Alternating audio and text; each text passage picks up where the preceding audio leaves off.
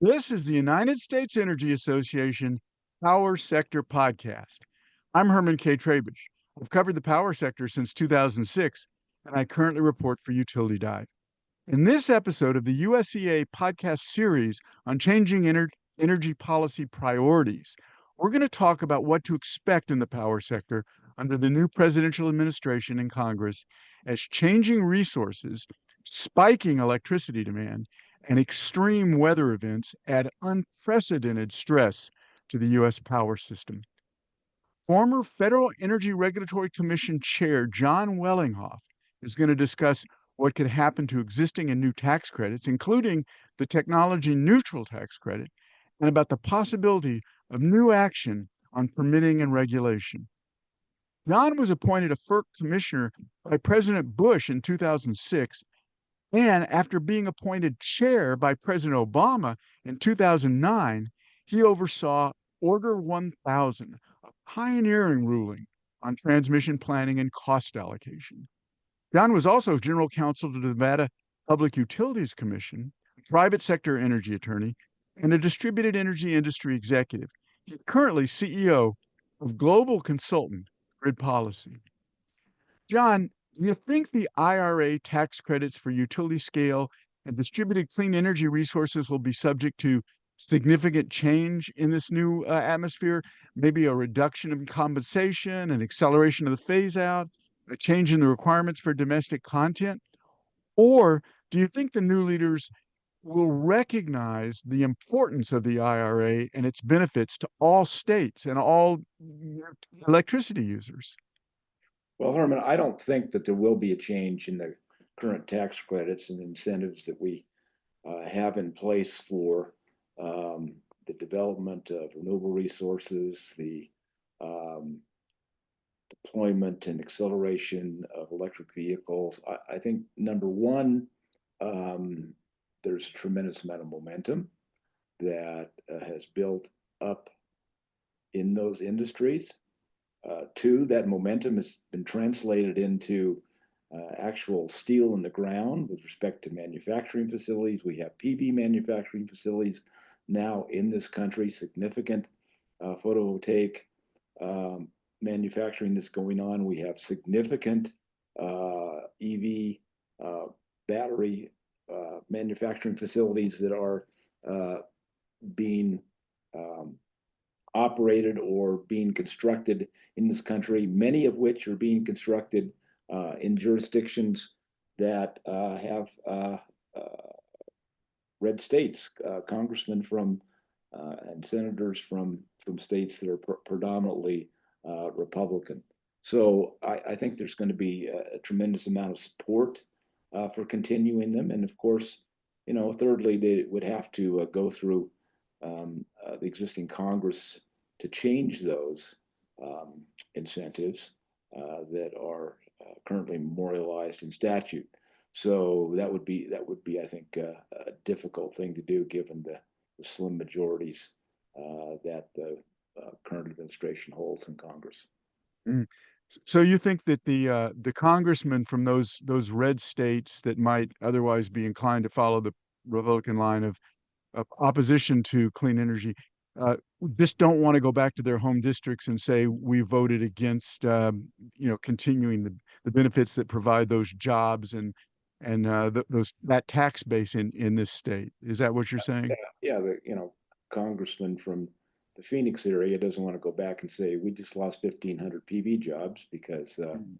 you've done away with the support for the PV manufacturing facility in that area. So let me take that a little bit farther. There was a flurry of development activity in November and December of 2024. And you think that the 4-year allowance to complete projects that have begun construction also protects deployment of those projects and their tax credits? Or in a larger sense, is it just the fact that a lot of these resources are the lowest price resources, and with the load growth that we're facing, is that just going to be the basic way that investment is going to come to those projects, even if policy incentives Yeah, did somehow become affected in some small way?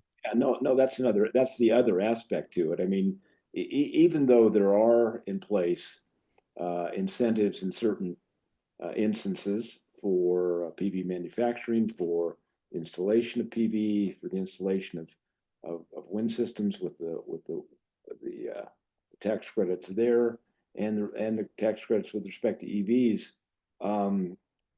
Those technologies, even without those subsidies, certainly the wind and the PV, even without any subsidies from the federal government, are less expensive than the alternatives to provide energy to end users. So certainly end users are going to demand that they have access to those resources. Certainly the data centers are not going to want to buy power from coal plant that's selling power at 10 cents a kilowatt hour when they can get it from a wind farm at 6. It's just a matter of simple economics. And they're going to need those the growth of those data centers is accelerating, and so they're going to need a lot of that. So it's probably going to just that load growth alone is going to probably drive investment to where the lowest prices are. That's what you're saying, isn't it? They are going to seek out the lowest cost resources, and businesses always have done that.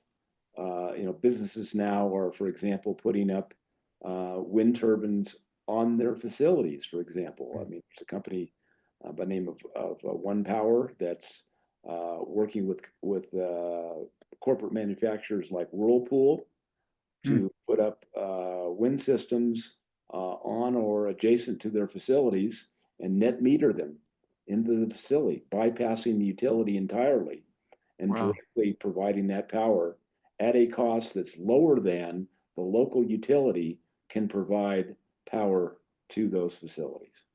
Yeah, I heard a lot of talk uh, during the election and after about high prices of clean energy, but it's inaccurate. They are the lowest priced resources for generating electricity. You can look in my home state, for example, the casinos in southern Nevada, which in Nevada we have retail access for customers of 1 megawatt or more. So if you are a 1 megawatt size load, which characterizes most of the casinos in Nevada, you can go out and procure your own power independently of the power company of NV Energy, of Nevada Power, Sierra Pacific Power here, and supply power to yourself. Well, many of those casinos have actually done PPAs, purchase power agreements with large solar farms that are being built in southern Nevada because those solar farms can deliver power much cheaper than the local utility. And there's plenty of solar. There's plenty of sun in Nevada. I want to Only move on to oh, sorry, were you going to say something? no, I want to move on to another tax credit that just became available January 1, the technology neutral tax credit. Will the new Congress use it, or could they try to drive more natural gas or hydrogen with carbon capture, or will the technology neutral tax credit itself drive more natural gas or hydrogen with carbon capture and drive more advanced nuclear and drive maybe more enhanced geothermal? Our new Secretary of Energy is a heavy investor. No longer he has to divest, but was a heavy investor in enhanced geothermal. Oh, in other words, will the need for more of everything be the key driver, and will the technology neutral tax credit help that, or will it not affect that? well, I certainly hope that it helps the advanced geothermal um, industry. I think it's a very prospective industry. And in fact, I think the prospective Secretary Wright, I think, has indicated that advanced geothermal is one area that he sees great promise for, and I do too. Yeah. I think there is development opportunities there to enhance the amount of resource that would be available and to drive down prices significantly for a resource that can provide power 24/7. Mm. Yeah, and for our listeners, we did a whole series on geothermal and enhanced geothermal, and the progress it's making. But John, let's move on to one more topic, which is, I know, close to your heart.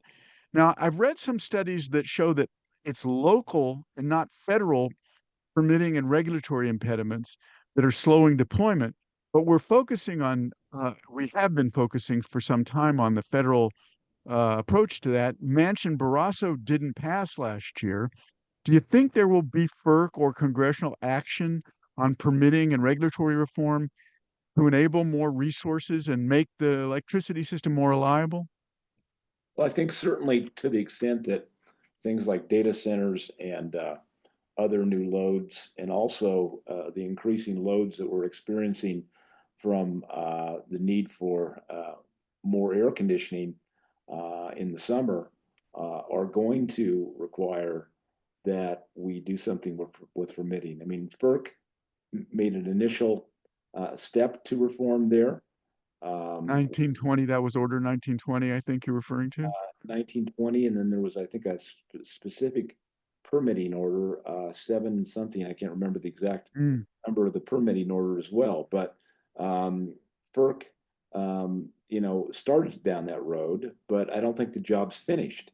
I think certainly we do need to expand permitting reform so we can interconnect more rapidly. We also need to not only do that, but we need to ensure that under Order 2222, we have sufficient reforms in place and sufficient processes and procedures to have interconnected and have integrated into markets all the distributed resources out there, because we can't ignore those resources. Certainly the larger scale resources that are under the interconnection queues need to have ways to interconnect, but we also have to have access to market opportunities for rooftop solar, for small scale batteries, for demand response and load control.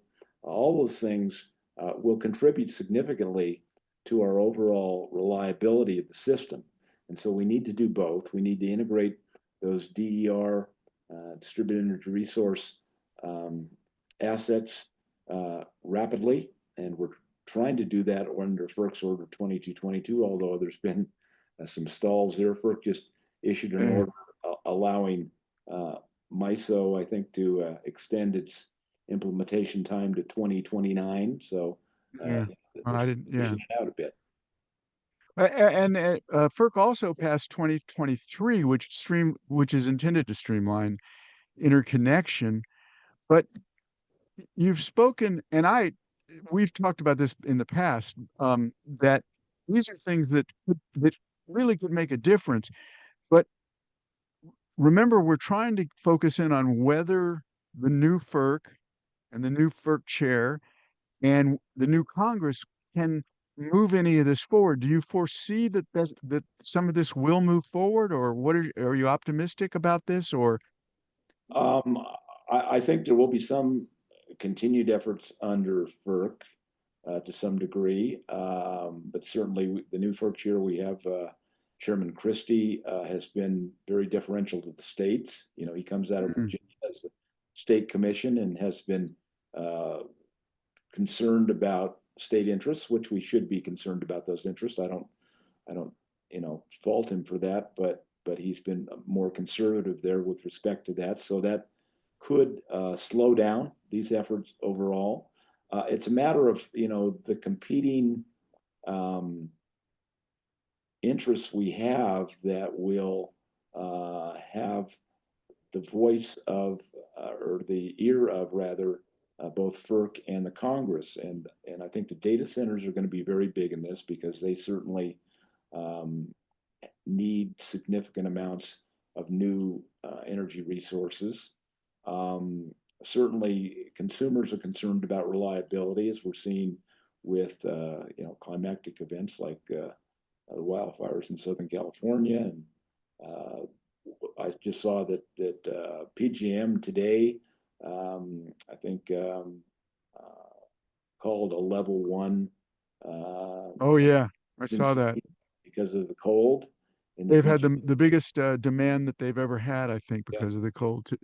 Yeah. Announced that today. We're going to have to figure out how to address these things, and interconnections of new resources is going to alleviate this in part, as is the introduction and integration of more demand side resources like load flexibility, which could, in fact, take care of large issues when we have these very high spike peaks at these weather events that we're seeing come in. So, oh, sorry, go ahead. well, I'm just saying. So I think there's going to be a lot of pressure to continue, is what I'm going to say. I think there's going to be a lot of pressure on both Congress and FERC to continue down the road of making the system more resilient, more reliable, and more robust with respect to the ability to meet the new needs of energy requirements that this country is going to need. And I think this administration should recognize that, and does recognize that, as did the last one. Yeah, and unless we go back to generating electricity with oil, which I hope we don't do that. Well, All the initiatives on supporting the oil industry aren't going to help a whole lot with a that, 50 right? cents a kilowatt hour, then we can go back there. But again, let's do the cheapest things first. And the Yeah, cheapest things to do right now are solar and wind. perfect place to leave it, John. I want to thank you. My guest has been former Federal Energy Regulatory Commission Chair Jon Wellinghoff, currently the CEO of consultant GridPolicy, for insights into what to expect in power sector policy under the new presidential administration and Congress. As always, I also want to thank our listeners for taking the time to check out the USEA Power Sector Podcast. Don't forget to subscribe, like, and share with everybody you know our quest for energy transition solutions.